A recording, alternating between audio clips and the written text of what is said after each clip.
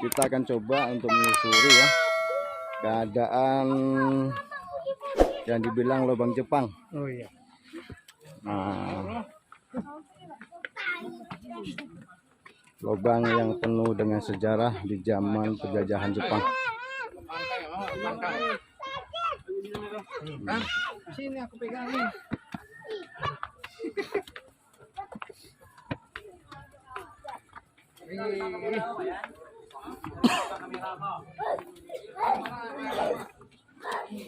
Silakan.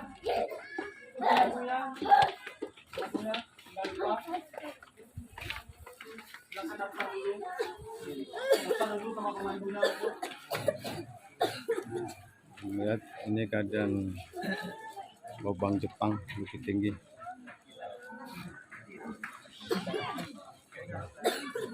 Ini udah penuh dikunjungi ya oleh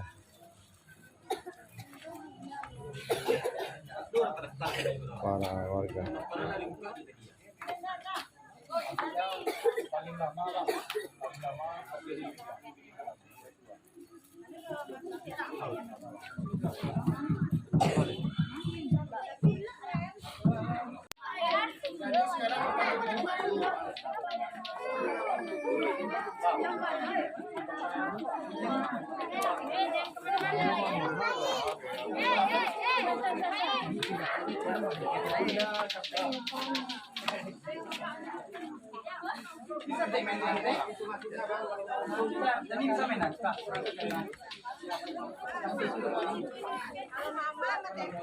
Kakak tanpa diulang dulu. Di depan kalian, di belakang. Itu aku paling belakang.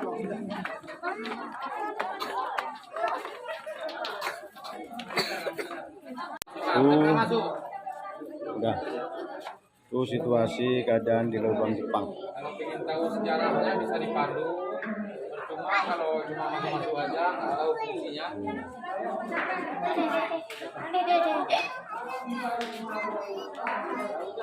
Sebelah sini. Bismillahirrahmanirrahim.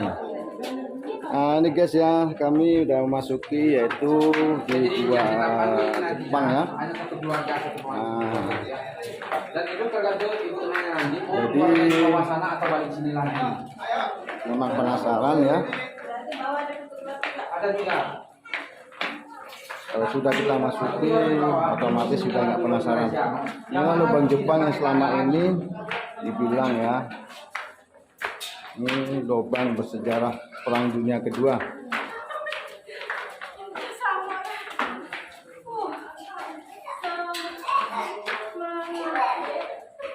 Jangan terlalu dipaksakan kalau capek boleh istirahat.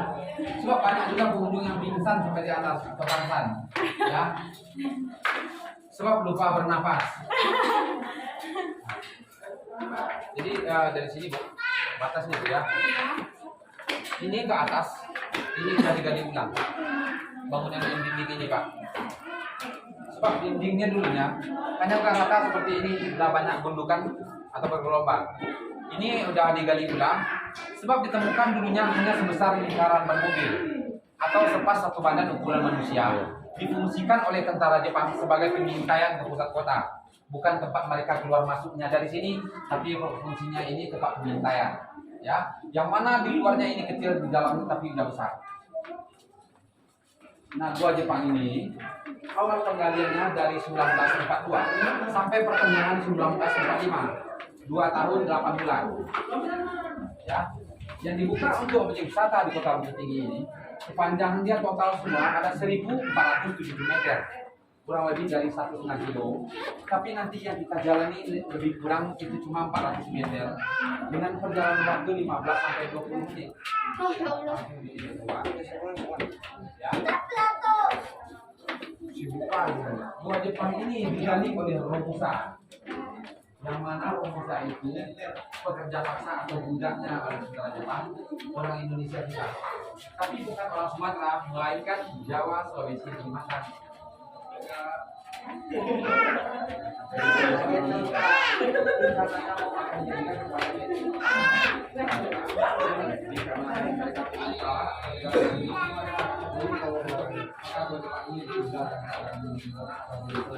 sahabat kencing di celana ini.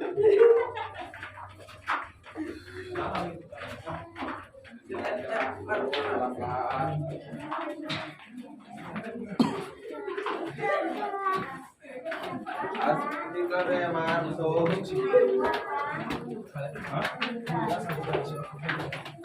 Tempat naik di sini.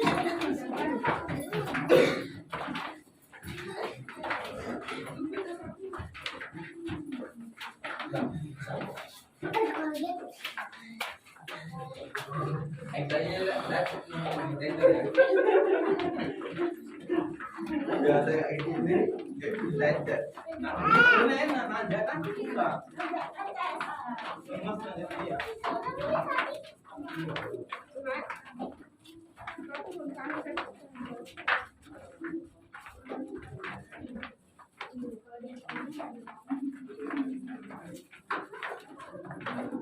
Ini Pak ya, gua Jepang ini aslinya bukan seperti yang sekarang ini atau bukan di semen kayak gini.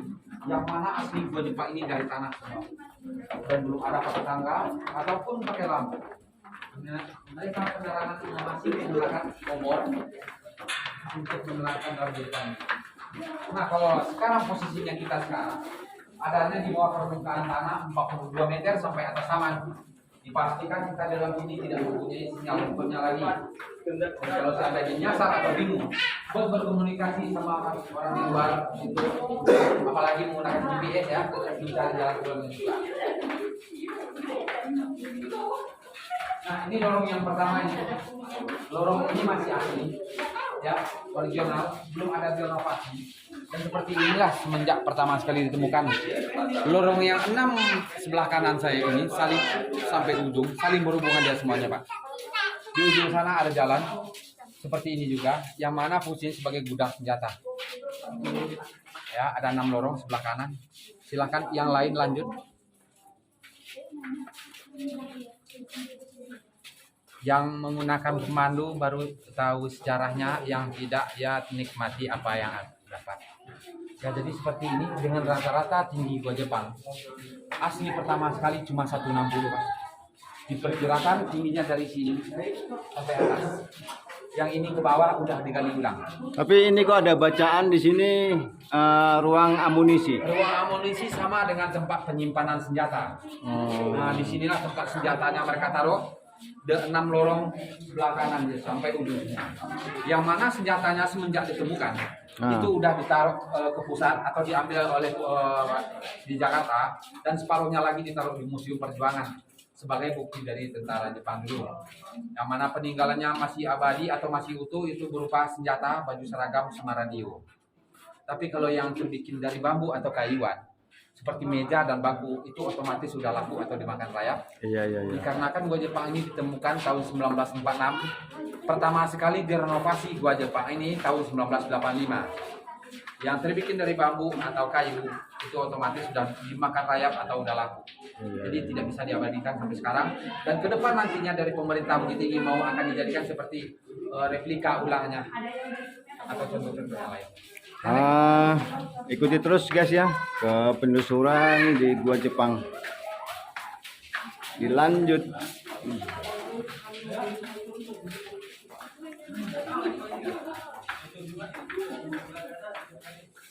Ini masih gudang senjata yang kedua, yang mana ini udah direnovasi.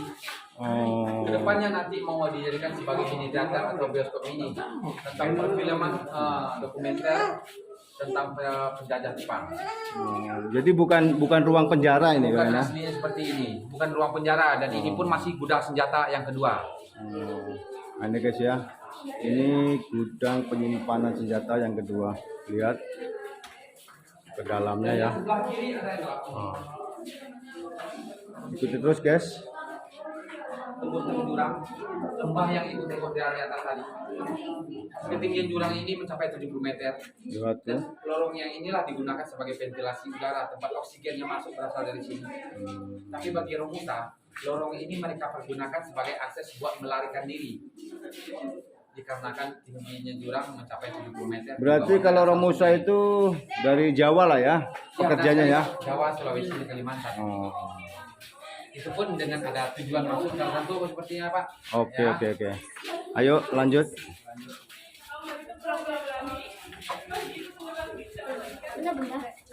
Sini adek. Nah, ini apa lagi? Sudah senjata yang ketiga Pak. Dia Sudah. ada 6 dia semua. Gudang senjata yang ketiga. Nah, ini guys, di sinilah tempat gudang senjata yang ketiga guys ya. Lihat, begitulah keadaan Jepang zaman dulu ya. Sebelahnya ada 6. Yang mana posisinya di sebelah kanan. Terus ikuti terus. Paling berhubungan atau labirin dia semuanya.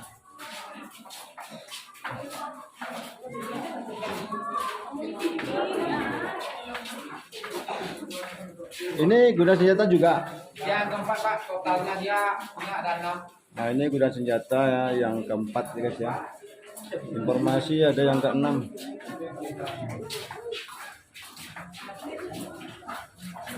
Ini pengunjung cukup ramai ya, menjelang tahun baru. Ini gudang senjata yang kelima. Lihat.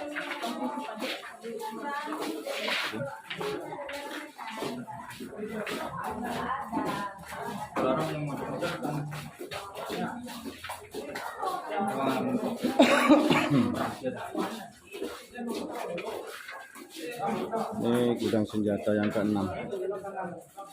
Melihat keadaannya ya. Nah, begitu banyak senjata Jepang yang disembunyikan di sini.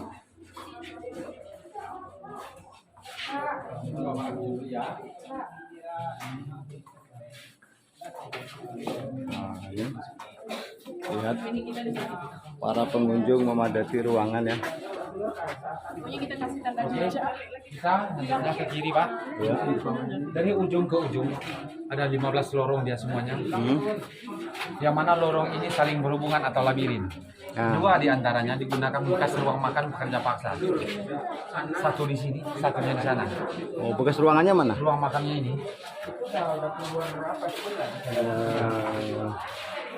Di sini guys ya, ruangan makan para inilah ruang makan buat pekerja paksa dulunya.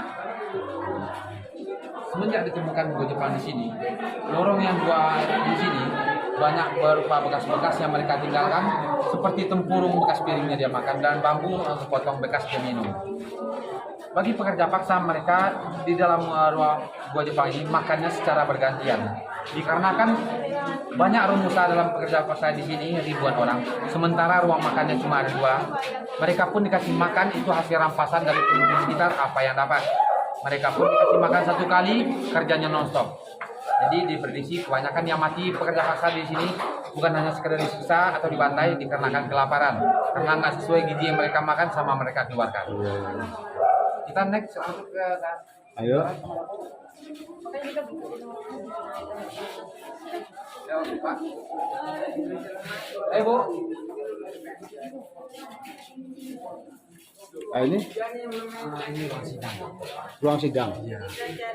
Oh, inilah tempat ruang sidang ya di zaman penjajahan Jepang dulu. Ini yang di sini yang sidang ini orang mana nih? Ya, yang di sini dinamakan ruang sidang militer. Ruang sidang militer. Ya. Dengan kapasitas bisa mencapai 50 orang. Oh, Dan itu pun buat mengatur strateginya dia, penggalian Go Jepang di sini. oh, Dan kapasitasnya bisa mencapai 50 orang. Dan ruangan ini ruang paling terbesar di dalam Go Jepang. Yang mana mereka kalau seandainya mengadakan rapat atau meeting, itu pun tidak perlu menggunakan mikrofon atau pengeras suara, sebab suaranya mantul dan bergema. Cuma satu lorong ini aja yang paling besar di dalam Go Jepang. Peninggalan dari ruang sidang ini berupa hanya meja dan bangku. Karena itu tadi dikarenakan udah laku atau dimakan rakyat, tidak bisa diabadikan sampai sekarang. Paham? Kalian? Ayo. Nah, itu tadi kenapa pekerja paksa dalam Go Jepang ini bukan orang pribumi di sini atau bukan juga orang Sumatera. Mereka datangkan pekerja paksa dari luar Sumatera seperti Jawa, Sulawesi, dan Kalimantan. Kalau ini Ini barang-barang militernya Pak, ada 12 lorong dia semuanya. barak militer. Iya. Itu dikarenakan Ini bekas barak militer guys ya. paksa ini yang Lihat, lolos dalam begitu Go Jepang luas. melarikan diri. Mereka cuma bisa melarikan diri, tapi tidak bisa membocorkan rahasia.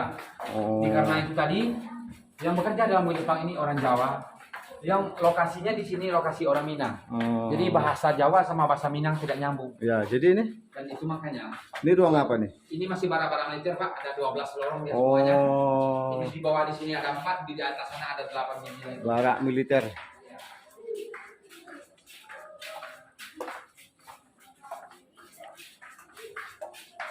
Ini juga barak militer juga ya. Nah, ada 12 informasi tempat perkumpulan para militer sidang. Yang mana fungsinya ini sebagai penjelasan dan juga sebagai tempat pelarian. Kita lihat jalan sana. Tunggu dulu. Itu tadi jelaskan di sini. Ini tembusnya ke jurang Aresiano yang kedalaman tinggi jurang mencapai 70 meter. Difungsikan bagi rumusan sebagai akses buat melarikan diri. Kalau sebenarnya lorong ini difungsikan sebagai ventilasi udara. Jadi dari sinilah oksigen yang masuk keluar masuknya. Nah, itu ada pintu pelarian diri. Pelarian. Oke, lanjut guys. Ikuti penelusuran saya terus biar lebih jelas.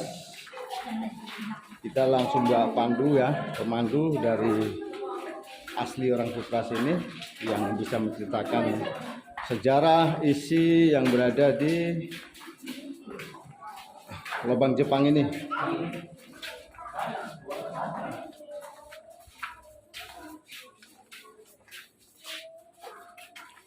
Itu yang kalian sekarang ada penjara.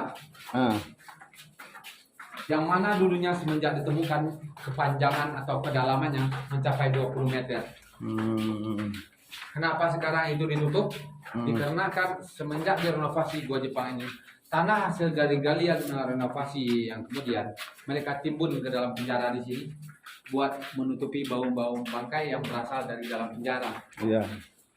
Ini aja masih apa istilahnya kan? Iya. Aromanya masih Namanya pot banget. aroma apa itu masih terasa di hidung kita. Penjara yang mana teralinya ini sudah diganti. Hmm. Ini yang seperti inilah penampakan penjara dengan kedalaman dulunya 20 meter ke dalam sana. Oh, jadi ditimbun ini supaya jangan bau-bau bangkai ya? Supaya nggak bawa lagi. Yang pasti bangkai atau tengkorak yang ada di dalam sini sudah dikeluarkan atau dimakamkan di makam pahlawan tak dikenal. Baru ditimbun. Ya. Di sini ada dapur. Yang mana dapur ini digunakan bukan untuk masak. Dapur ini dipergunakan dulu hanya sebagai tempat dapur eksekusi. Penyiksaan ya? Penyiksaan dan pembantaian.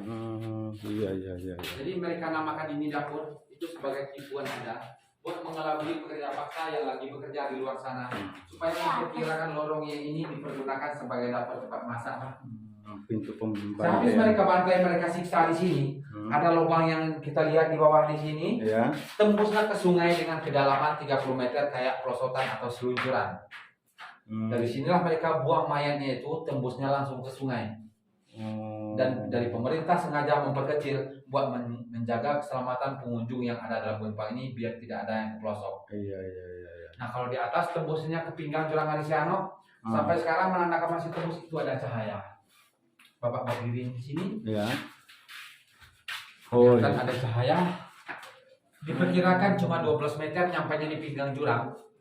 Yang mana tentaranya itu buat naik ke atas sana mereka agak jongkok dan bikin tangganya cuma dari tanah. Lihat tuh guys. Nah. Yang mereka gunakan, yang mereka intai melalui di pintu pengintaian ini, penduduk Aresiano yang membawa hasil panen atau orang yang mau berjualan ke pasar. Iya. Mereka diintai oleh tentara Jepang. Sehabis mereka diintai nanti disergap di pintu penyergapan atau dirampas hasil panennya itu buat kasih makan pekerja paksa yang ada dalam Gua Jepang ini. Nah, dan next kita dari pintu pengintaian langsung ke pintu penyergapan. Oke. Jadi ini bukan dapur untuk masak, tapi dapur untuk penyiksaan. Dapur untuk masak ini hanya sebagian untuk menutupi ya, istilahnya sebagian kedok aja. Sebetulnya hanya untuk pembantaian para romusa-romusya di zaman penjajahan Jepang dulu. Oke, lanjut. Kalau ini nggak boleh. Kalau ini kan udah catat budaya. Itu sejarah. Nanti adik ini kan besar.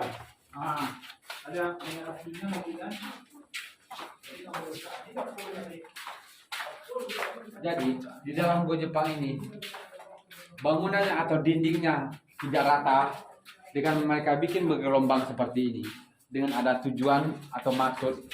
Seperti yang pertama, lubang pinggir yang mereka bikin kiri dan kanan ini difungsikan sebagai peletakan obor satunya.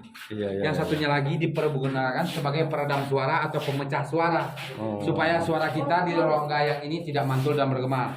Iya. Contohnya suara orang yang berasal dari dapur penyiksaan tadi, biar nggak kedengaran bagi pekerja paksa yang lagi bekerja di sini. Dikarenakan udah ada pemecah suaranya ini. Iya. Ya, kita lihat sekarang adanya orang tadi ada masuk ke dapur yang tadi, nggak kedengaran suaranya dikarenakan peredam suaranya ini ada. Itulah fungsinya. Jadi itu pun seandainya ada letusan dari senjata tentara Jepang yang dari dalam Gua Jepang ini tidak mencurigakan untuk masyarakat yang berjalan di luar sana. Kalau ini apa nih? Ini barak-barak militernya tadi, Oh, tempat tidur barak-barak. atau tempat istirahat tentara Jepang. Barak militer.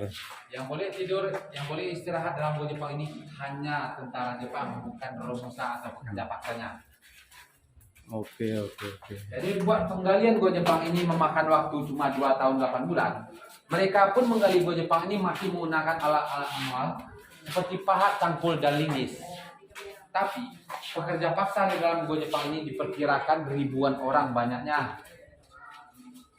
Yang mana pekerja paksanya itu dari luar Sumatera. Memang pinter Jepang ya kan untuk belaga itu ya. Dan dari dulunya Bang pintar, Pak. Dari cara pengambilan tenaga kerjanya, mereka bikin lubang ini bukan ala kadarnya aja, ada maksudnya. Dan ini pintu penyergapan tembusnya ke Ngarai Siano, Pintu penyergapan. yang mana ujung di sana sudah tembus ke jalan raya, yang posisi jalan raya ada di bawah sedikit. Sehabis mereka intai di tempat pengintaian tadi, seandainya ada yang bawa hasil panen baru, mereka dirampas di sini hasil panennya dan dikasih buat romusa yang ada dalam Gua Jepang ini. Dan romusa yang ada dalam Gua Jepang ini, mereka makannya itu cuma hasil rampasan dari penduduk sekitar berupa ubi ataupun jagung.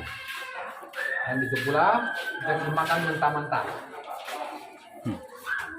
Ini ruang sidangnya tadi.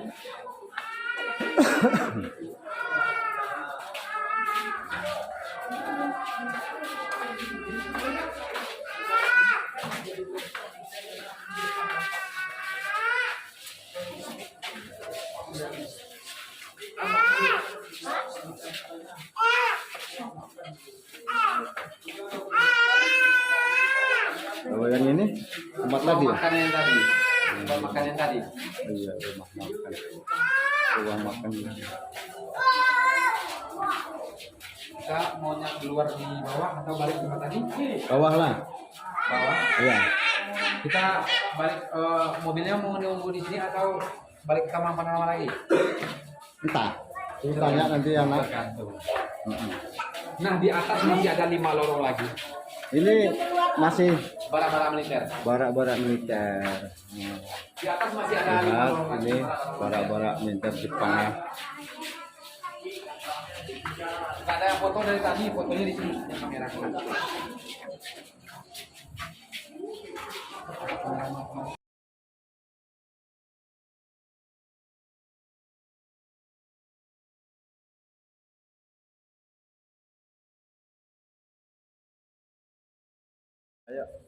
Awal penggalian Gua Jepang berasal dari sini dulunya, bukan dari tempat kita masuk tadi. Sebab semenjak ditemukan, ada bekasnya berupa rel dari papan buat roli pembuangan tanahnya. Dan tembusnya langsung akhirnya ke jalan Ngarai Siano. Dinamakan dengan lorong ini pintu utama. Dan ini pula lorong yang pertama sekali ditemukan oleh masyarakat di sini. Yang mana Gua Jepang ini ditemukan secara tidak disengaja oleh masyarakat di sini, tepatnya tahun 1946 atau setahun setelah Indonesia merdeka. Jadi sepanjang lorong Gua Jepang ini yang mereka temukan pertama sekali mayat atau tengkorak semua. Dikarenakan Gua Jepang ini belum selesai penggaliannya oleh tentara Jepang, atau belum sempat dipergunakan sebagai benteng pertahanan dia, maka rumusan yang ada dalam gua Jepang ini mereka bantai semua supaya tidak membocorkan rahasia. Dan itu makanya ditemukan gua Jepang tahun 46 udah jadi mayat atau udah jadi tengkorak, karena udah setahun lamanya gua Jepang ini semenjak penggalian sampai ditemukan. Tapi yang mayat yang ada dalam gua Jepang ini tengkoraknya ya pastinya udah dikumpul lagi atau dimakamkan di makam pahlawan tak dikenal, karena tidak tahu identitasnya atau tidak tahu agamanya termasuk umurnya juga.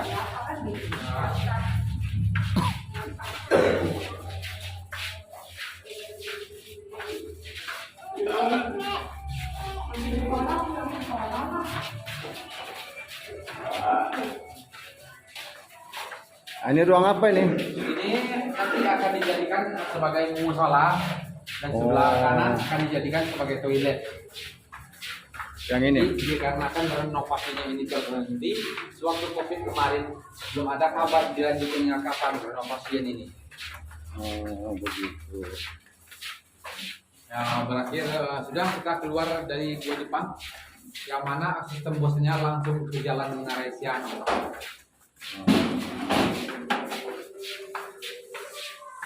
Itu sabar, ya, sabarnya punya kasih.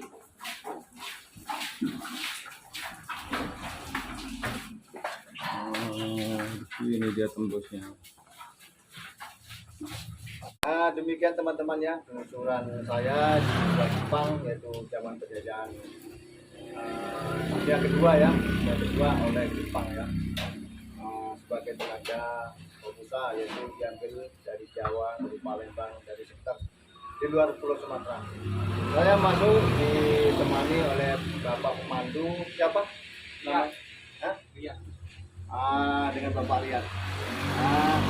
Bagi teman-teman yang belum pernah kemari, datanglah kemari ya, sehingga tidak penasaran seperti saya. Kalau saya sekarang tidak penasaran, cuma lain waktu saya akan masuk dari kemari. Akhirul kalam, assalamualaikum warahmatullahi wabarakatuh. Sampai jumpa di video kesempatan. Sampai. Saya matikan. Bukalah. Dikarenakan sebagian daripada tentaranya harus ada yang balik ke negaranya lagi buat bantu negaranya yang kena serangan dari sekutu atau Soviet.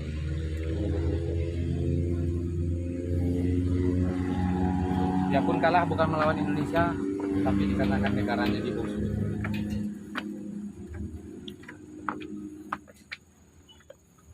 Untung masih 3,5 tahun dia menjajah orang kita. Kalau sama seperti Belanda yang 3,5 abad, mungkin apa jadinya kita sampai sekarang. Udah habis ya? Iya. Mungkin nggak ada lagi masyarakat Indonesia. Monyet. Lihat. Teman kita. Kamu cuma apa? Dia mau minta minuman. Dan kalau memang dikasihkan, jangan diapa, nanti dikejar kau. Nanti diambil.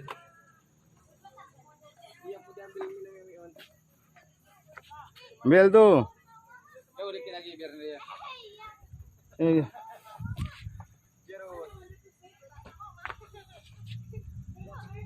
Lihat. Siapa ngerekam dia?